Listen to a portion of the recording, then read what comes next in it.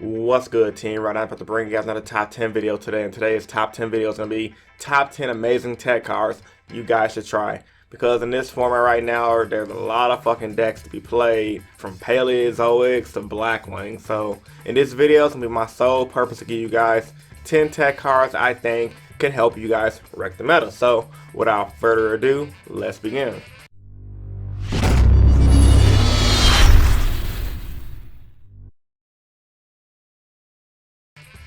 Starting off by saying, without cutting to any other discussion, we'll go straight to the top 10 with number 10, Starlight Road. Now, Starlight Road is a card that a lot of players have forgot due to the fact that a lot of people have been favoring Huge Revolution is over. Now, for you guys that don't know what Huge Revolution is over is, pretty much the same thing as Starlight Road. When a card that will destroy 2 or more cards on the field is activated, you can activate it. It's a counter trap, it banishes that card.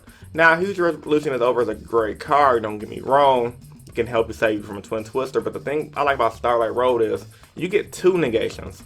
Starlight Road, you can activate it on a opposing Twin Twister. Let's say if you're playing Heroes and they try to Raigeki your Field of Raphicilia, Dark Law, or Twin Twister your back row. Now you can negate their card they just try to negate on you. Try to use to destroy your field pretty much. And you bring out a Stardust Dragon that's going to give you more negate.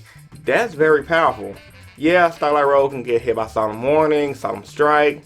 But with that being said, if they don't have it, or if you go first and open up the Starlight Road and they try to clear your field out, it's just going to put you that much more ahead of the opponent. So, number 10 is list I had Starlight Road because it's just very powerful.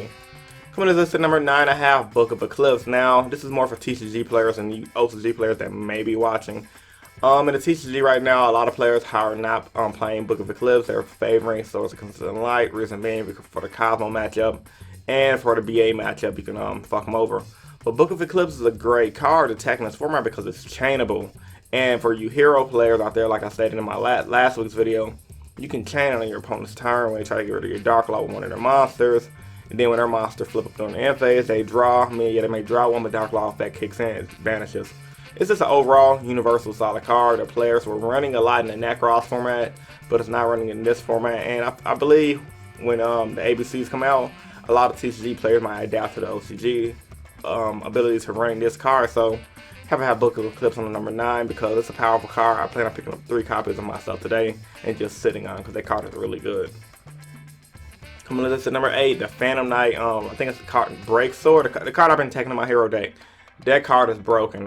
For you guys that don't know what it does, it's a continuous trap card. You activate it and then you target one monster on the field. That monster gains 800 attack power while this card is on the field pretty much. And it cannot be targeted or destroyed by your opponent's card effects. And if it would be destroyed by opponent's card effects or targeted, well, destroyed in general by battle by card effects, you send that trap card to the graveyard to stop the destruction. Now that's very powerful due to the fact that in a deck like Heroes and Protected Castle decks in general, even Barrier Sun, it's better than things like Safe Zone. Reason being, you get an attack boost for 1, and doesn't have a drawback if your opponent MST it. And then for 3, 3200 Dark Law, who don't like it? It helps you out against your Cosmo matchup, and just gaining that 800 attack, equipping it to like a Thunder King, it just puts you ahead of the opponent. So, been testing it in Heroes, I love the card, planning on running it at 2 to 3 for a while. So, if you guys have a deck based around protecting the castle, like let's say Evil Storms, get this card a shot. It could just get you that much ahead of the opponent. Coming to number 7, Thunder King RAI-OH. Now, Thunder King RAI-OH is kind of tech, kind of not really, but have it on this list because I am really not seeing a lot of players run Thunder King RAI-OH in this current format, even despite the fact that it's at 2. I saw a few players using it at regionals in their Meta Bowls decks, which is great, but with that being said, I haven't really seen people talk about Thunder King. They think it's not as powerful, but Thunder King can help you out against the Blue Eyes matchup. It can help you out against anything that searches, and it can stop a pendulum play, which can be very powerful. Just going first, opening up with T-King. T-King was picked up 2 for a reason. And I think it's just a good tech card overall. I mean, in Metaphors, it's great. I can see it being used in Cosmo as well, because they don't really search that much outside of, okay, I'm lying, they do search, but T-King is a powerful card. It can help you out against the Rogue matchup. Definitely side that card. It completely, if you open up against the Herald Cyber Ranger deck, it just wrecks that deck because they just can't search. So, T-King on this is number 7. Perfect side deck card. I tried manning it in my Heroes, it's not working out for me, only because I feel like I don't need it, because most of the time I want to go Dark Law anyway. Coming to number 6, I have Mystical REFPANEL. That's another tech card a lot of players are not running. And Mystical REFPANEL is good mainly for the Blue Eyes matchup. You activate it when they want to draw their cards, like Pot of Desires. They banish the 10, you draw the 2. I mean, everyone's running the Dark deck now. You can copy their Allure Darkness effect. I mean, it's, in general, guys, just taking your opponent draw card effects is really good and gets you ahead of the opponent and allow you to win the game. So, REFPANEL, number 6, I had to have it.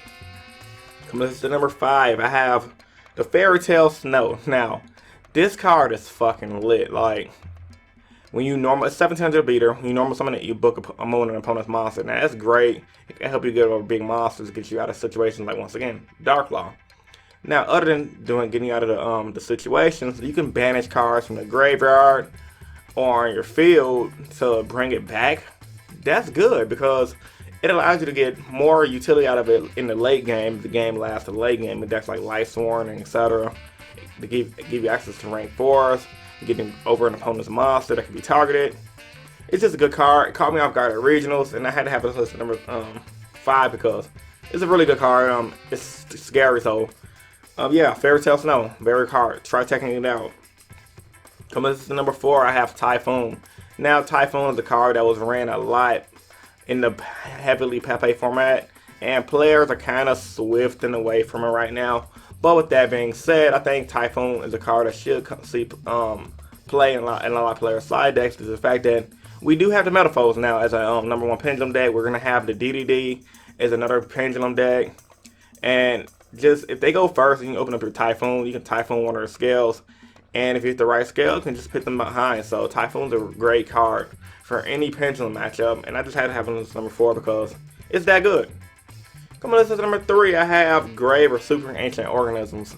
Now, this is a card I declined to put on my How to Beat the Blue Eyes deck due to the fact that I didn't really think it was that powerful. But after giving it some thought, I'm like, okay, you know what? While it is not as great as some of the cards I listed in my Blue Eyes beating video, it could still be a pretty good tech card. I mean, just stopping some of the Blue Eyes effects could be pretty good. Flipping it up is pretty much a skill drain against them. It's going to help you stall out. So if you can get them to not draw their Twin Twisters or MST or Constant Cyclones, they're going to be good to go. Now, I believe it's also decent against Cosmos. I believe it works against Cosmos too. Correct me if I'm wrong. So yeah, Grave Super Ancient Organisms, very good card for the Blue Eyes matchup. Coming to number 2, I have Mass Change number 2. What is there not like about this card? You pitch any card from your hand, you target a monster in your field, you bring out a mass hero based on that monster's attributes. So you target a dark, you can bring out your Dark Law, which a lot of Cosmos players have been doing for a few years now. A lot of BA players have been doing, and hell, even a lot of water players have been doing as well. It allows them to turn their water monster, like for example in Mermaids, they turn their water monsters into acid to below a back row. They turn sometimes they synchron to the dark monsters and bring out Dark Law. I mean, Mass Change number 2 is a really tacky card. It could just flat out win games by itself. Haven't had this number 2 because it caught me off guard plenty of times. And last but not least, my number 1 tech card for the format is FLOODGATE Trap Hole. Now, players are catching on the FLOODGATE Trap Hole, and I'm glad because that card deserves more credit. You can activate it when your opponent summons a monster or monsters, similar to the fashion on bottom of Trap Hole. Turn a monster face down, they can't change the battle position. What is there not to like about the card? The card is very good, very powerful. At regionals, it was just winning me games, especially against the BA matchup. They may go for a Dante push, flip the motherfucker face down. Guess what? They can't summon another BA for the rest of the duel unless you get rid of that Dante core or if they tribute him off. And with Rafflesia, in every situation it's going to be good. It's never dead. So cards like that, I would definitely highly recommend players play because it can just win you games. So, with all that being said, hope you guys enjoyed my top 10 video. If you did, give it a big thumbs up. As I always tell you guys, if you're a new viewer to the channel, I would love for you to subscribe for more competitive Yu-Gi-Oh content. I upload 3 times a week. Mondays I do my general discussions. Wednesdays I do my top 10s. And on Fridays I do my Explain series, where I explain decks and archetypes in detail. I do these videos because I truly believe in helping you guys become better players. And also do these videos because I truly believe in you guys helping me become a better player. This is Chris from Team Innovation, and I am signing out. Peace, guys. Stay innovative. Also, add me on Twitter at Innovation Yugioh. Alright, and I'm out. Peace. He ran Click for Demise that obviously means 3 Necro Valleys, and it just got him there. And I'll use RAI-OH Cycle Reader as a one-of, similar to the fashion that a lot of the OCG players, just to hit